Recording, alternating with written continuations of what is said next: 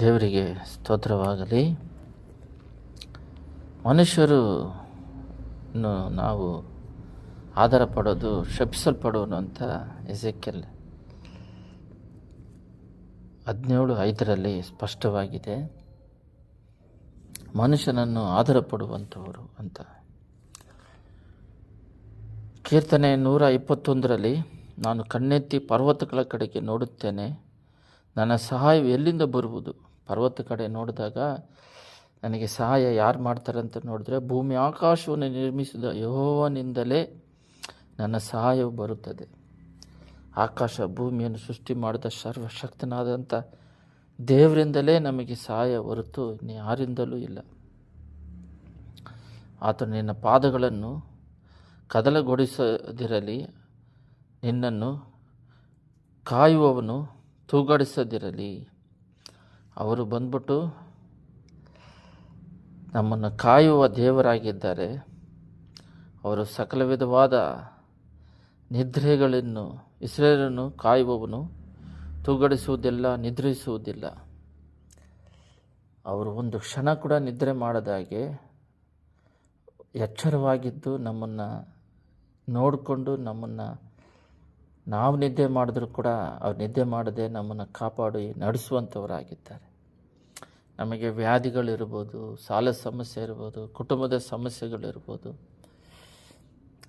ರಕ್ತ ಸಂಬಂಧಿಗಳೇ ಆದರೂ ಕೂಡ ಅವರು ನಮ್ಮ ಕೈಯಲ್ಲಿ ಆದಷ್ಟು ಸ್ವಲ್ಪ ಸಹಾಯ ಮಾಡ್ತಾರೆ.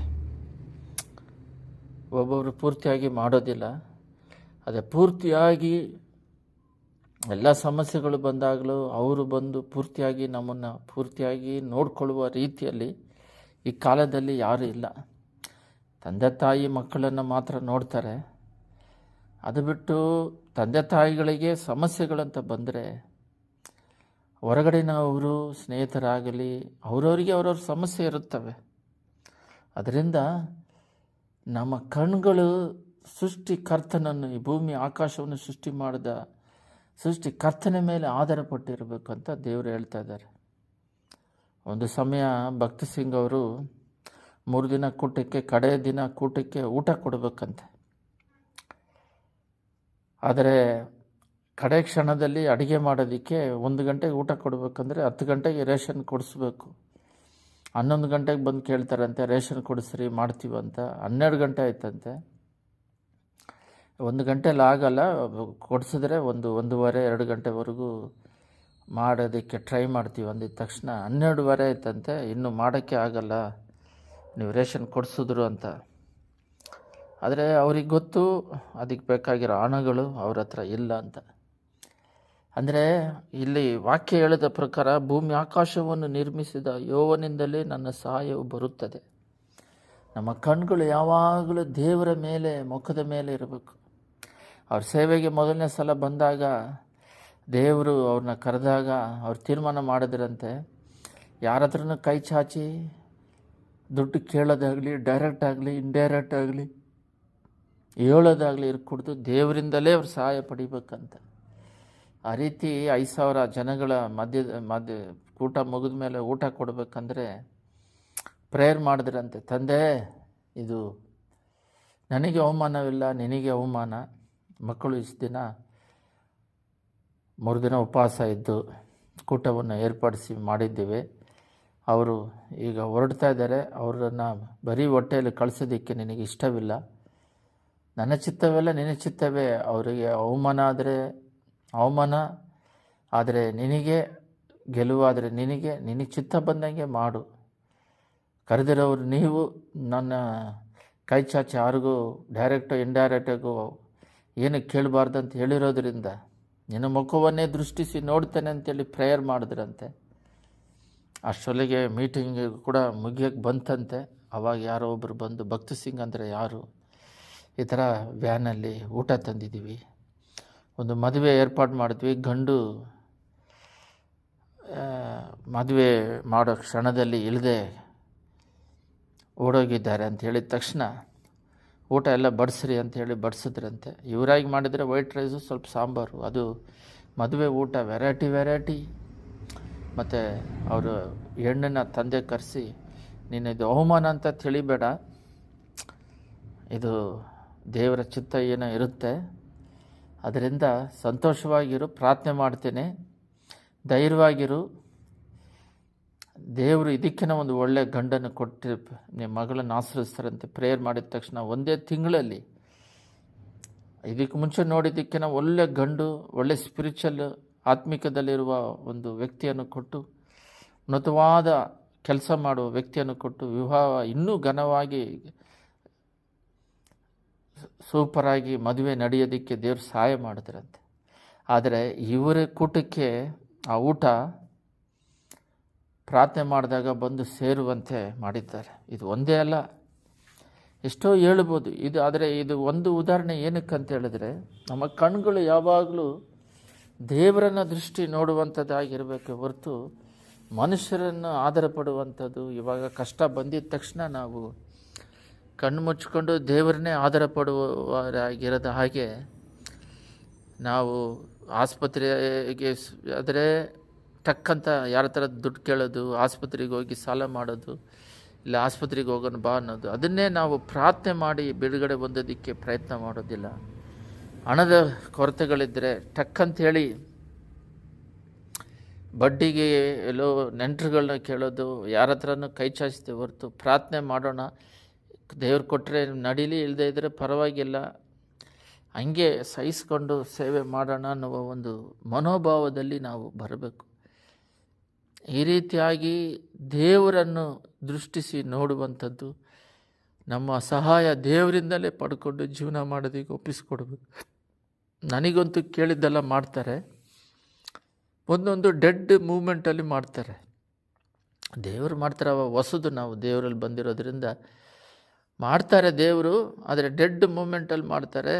ಅದರಿಂದ ನಾವೇ ಫಸ್ಟೇ ಅವ್ರು ಡೆಡ್ ಮೂಮೆಂಟ್ ಮಾಡೋಕ್ಕಿಂತ ಮುಂಚೆ ನಾವೇ ಮಾಡ್ಕೊಳ್ಳೋಣ, ಮುಂಚೆನೇ ಮಾಡ್ಕೊಳ್ಳೋದು ಒಳ್ಳೇದು ತಾನೆ ಅಂತೇಳಿ ಆತರಪಟ್ಟು ಏನೇನೋ ಮಾಡಿ ಅಲ್ಲಿ ತೆಗೆದು ಮಾಡಿಬಿಡೋದು. ಆಮೇಲೆ ದೇವ್ರು ಕೊಡಲಿ ಅದನ್ನಿಟ್ಟು ಅವ್ರಿಗೆ ಕೊಟ್ಟು ಮೇಂಟೈನ್ ಮಾಡ್ಕೊಳ್ಳೋಣ ಅಂತ. ಅದು ದೇವರು ವಿಶ್ವಾಸವನ್ನು ಚೆಕ್ ಮಾಡ್ತಾರೆ. ಅದೇ ರೀತಿ ಬೇರೆಯವ್ರ ಹತ್ರ ಹೋಗ್ತಾನೆ ಕಾದ್ಕೊಂಡು, ನಮ್ಮ ಅದ್ಭುತಕ್ಕೋಸ್ಕರ, ನಮ್ಮ ಶಕ್ತಿಗೋಸ್ಕರ ಎದುರು ನೋಡ್ತಾನೆ ಅಂತ. ಅವ್ರ ಸೃಷ್ಟಿಕರ್ತನು, ತನ್ನನ್ನೇ ಕೊಟ್ಟ ದೇವರು ಇನ್ನೇನನ್ನು ಕೊಡದೇ ಇರ್ತಾರೆ. ಅವ್ರ ಕೈಲಿ ಆಗದೇ ಇರೋ ಕಾರ್ಯ ಒಂದಿಲ್ಲ. ಅವರಲ್ಲಿರುವ ಶಕ್ತಿ ಭಯಂಕರವಾದದ್ದು. ಭೂಲೋಕವನ್ನು ಸರ್ವ ಶಕ್ತಿಗಳ ದೇವರು ಸೃಷ್ಟಿ ಮಾಡಿರೋ ದೇವರು, ಸೂರ್ಯ ಚಂದ್ರ, ಈ ಹೆಣ್ಣು ಗಂಡು ಅವಯವಗಳನ್ನು, ಮನುಷ್ಯ ಜನ್ಮವನ್ನು, ಕಣ್ಣಿನಿಂದ ಅವಯವಗಳನ್ನೇ ವಿಚಿತ್ರವಾಗಿ ವಿನೋದವಾಗಿ DNA ಅಂತ ಹೇಳ್ತಾರೆ, ಅದನ್ನೆಲ್ಲ ಸೆಟ್ ಮಾಡಿ ಸೃಷ್ಟಿ ಮಾಡಿರುವ ದೇವರು. ಅದರಿಂದ ನಾವು ಯಾವಾಗಲೂ ನಮ್ಮ ಕಣ್ಗಳು ದೇವರನ್ನು ನೋಡುವಂಥದ್ದಾಗಿರಬೇಕು. ಯೋವಾನ್ 3:27 ಈ ರೀತಿ ಇದೆ, ಪರಲೋಕದಿಂದ ಅನುಗ್ರಹಿಸೋಣವಾದದ್ದನ್ನೇ ಹೊರತು ಮನುಷ್ಯನು ಹೆಚ್ಚಾದದ್ದು ಹೊಂದಲಾರನು. ಪರಲೋಕದಿಂದ ದೇವರು ಏನನ್ನೆಲ್ಲ ಅನುಗ್ರಹಿಸಿದ್ದಾರೋ ಹೊರತು ಮನುಷ್ಯನಿಗೆ ಹೆಚ್ಚೇನು ಹೊಂದಲಾರನು. ದೇವರು ಏನು ನೇಮಿಸಿಟ್ಟಿದ್ದಾರೋ ಅದು ಮಾತ್ರ ನಾವು ಹೊಂದುತ್ತೀವಿ. Already fixed. ನಾವು ಹುಟ್ಟಕ್ಕಿಂತ ಮುಂಚೆನೇ ನಮಗೆ ಏನೇನು ಮಾಡಬೇಕು, ಎಲ್ಲೆಲ್ಲಿ ಏನೇನು ಕೊಡಬೇಕು, ಯಾರ್ಯಾರಿಗೆ ಯಾವ್ಯಾವ ರೀತಿ ಕೊಡಬೇಕು ಎಲ್ಲ ಫಿಕ್ಸ್ ಮಾಡಿ ಇಟ್ಟಿದ್ದಾರೆ. ಎಲ್ಲವನ್ನು ದೇವರು ಆ ತಾತ್ಕಾಲಿಕವಾಗಿ ಏನು ಕೊಡಬೇಕು ಅವ್ರು ಕೊಡ್ತಾರೆ. ನಮಗೆ ಅತಿ ಆಸೆ, ಒಂದು ಮನುಷ್ಯನಿಗೆ ಬೇಕಾಗಿರುವ ಮನೆ ಯಾವ ಟೈಮಲ್ಲಿ ಕೊಡಬೇಕು, ಮತ್ತು ಒಂದು ಕೆಲಸ, ಒಂದು ವಾಹನ, ಇವೆಲ್ಲ ಕೊಟ್ಟೇ ಕೊಡ್ತಾರೆ. ಅವರು ಪ್ರಾಣವನ್ನೇ ತ್ಯಾಗ ಮಾಡಿದ್ರು ದೇವರು. ತಾಯಿ ಮರೆತರು, ತಂದೆ ಮರೆತರು, ಮರಿದೇ ಇರುವ ದೇವರು ಸೃಷ್ಟಿಕರ್ತನು, ನಮ್ಮ ಜೊತೆಯಲ್ಲಿರೋರು. ಅವ್ರು ನಿದ್ರೆ ಮಾಡದೆ ಯಾವಾಗಲೂ ತೂಗಾಡಿಸಿದೆ ನಮ್ಮನ್ನು ಕಾಯುವ ದೇವರು, ಪ್ರೀತಿಸುವ ದೇವರು. ಅವರಿಗೆ ನಮಗೇನು ಬೇಕು, ಯಾವ ಟೈಮಲ್ಲಿ ಏನು ಕೊಡಬೇಕಂತ ಗೊತ್ತಿರುವ ದೇವರು. ಆದರೆ ನಾವು ತಾಳ್ಮೆಯಿಂದ ಸಹಿಸ್ಕೊಂಡು ಅವ್ರು ಕೊಡೋದನ್ನು ಪಡ್ಕೋಬೇಕು. ಇಲ್ಲ ಅಂದರೆ ಏನೋ ಉದ್ದೇಶ ಇದೆ, ಕೊಟ್ಟಿಲ್ಲ ಅಂದರೆ ದೇವ್ರಿಗೆ ಚಿತ್ತವಿಲ್ಲ ಅಂತೇಳಿ ಬಿಟ್ಬಿಟ್ಟು ದೇವ್ರು ಕೊಟ್ಟಿರೋದ್ರಲ್ಲಿ ಇರೋದರಲ್ಲಿ ತೃಪ್ತಿಯಾಗಿ ಜೀವಿಸುವಂಥ ಮನೋಭಾವವನ್ನು ನಾವು ಬೆಳೆಸ್ಕೋಬೇಕು. ಅಷ್ಟು ಮಟ್ಟಿಗೆ ಆತ್ಮಿಕದಲ್ಲಿ ಬೆಳಿಬೇಕು.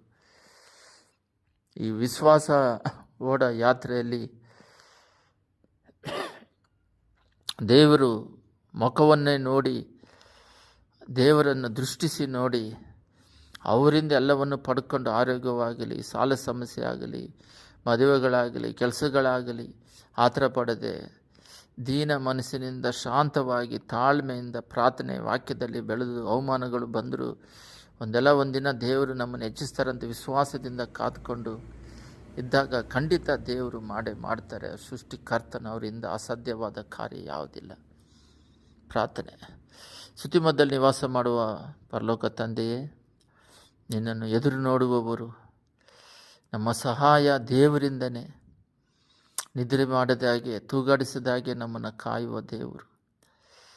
ಎಸಯ್ಯ, ನಮ್ಮ ಕಣ್ಗಳು ನಿನ್ನನ್ನು ನೋಡೋದು, ಮನುಷ್ಯರನ್ನು ಆಧಾರ ಪಡೆದಾಗೆ ಅಪ್ಪ, ನಿನ್ನನ್ನು ನೋಡೋರು ಮುಖ ನಾಚಿಕೆ ಪಡುವುದಿಲ್ಲ ಅಪ್ಪ. ಆ ರೀತಿಯಾಗಿ ಎಸಯ್ಯ, ಪರಲೋಕದಿಂದ ನೀನು ಕೊಡಬೇಕನ್ನೋದು ಮನುಷ್ಯನಿಗೆ, ನಮಗೆ ಅದು ತಕ್ಕ ಸಮಯದಲ್ಲಿ ಬಂದು ಸೇರುತ್ತೆ.